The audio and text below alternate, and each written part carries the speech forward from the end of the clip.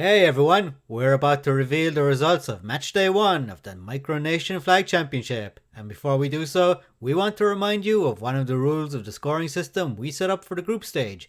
If the result is 52% to 48% or closer, the match will be considered a tie. You're about to find out why we're mentioning this. So here are the results.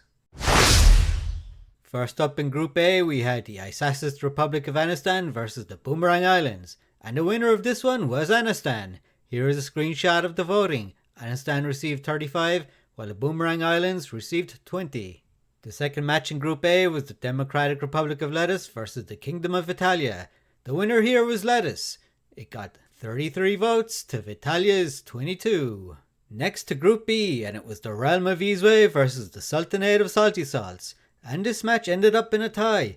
Salty Salts ended up with 28 votes while Izwe got just one less. So in percentage terms it was 50.9% to 49.1%, and therefore this is considered a tie. The second game in Group B was Beachistan against Kavia. For this one, it was Beachistan that came out on top. It got 32 votes to Kavia's 23. On to Group C, and first it was Extendia against Ertil, and the winner here was Extendia. It received 29 votes while Ertil got 26, meaning Extendia just barely took this one. Next it was the Kingdom of Itvara versus the Snagovian Federal Republic. This one ended up in a tie, with Snagov receiving 28 votes and Itvara getting 27. So once again our 52-48 rule applies here in what was yet another really close matchup. On to Group D, it was Ovidia versus the Amnon Titinsky Islands. For this one, the Amnon Titinsky Islands gained victory, receiving 30 votes, while Ovidia got 25. And for the final matchup, it was Rania versus the Kingdom of Nerland Daigidian. And for this one, it was Rania that prevailed, getting 29 votes to Nerland's 26. Yet another close battle.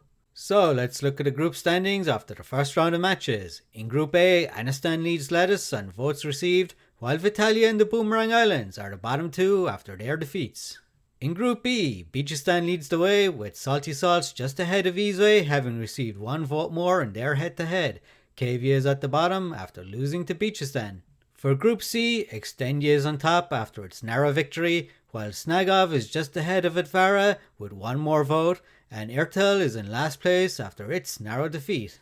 Finally, Group D, Amnon Titinsky Islands leads from Rania, with both on 3 points after their wins, and Nerland Dagidian and Ovidia are at the bottom after their defeats. So here is an overview of all 4 groups. Coming up on Saturday is Matchday 2. It's still all to play for, and every flag is still in with a chance of making it to the quarterfinals. And as you saw from Matchday 1, there were many really close contests with little to choose between the flags. So stay tuned and see you next time.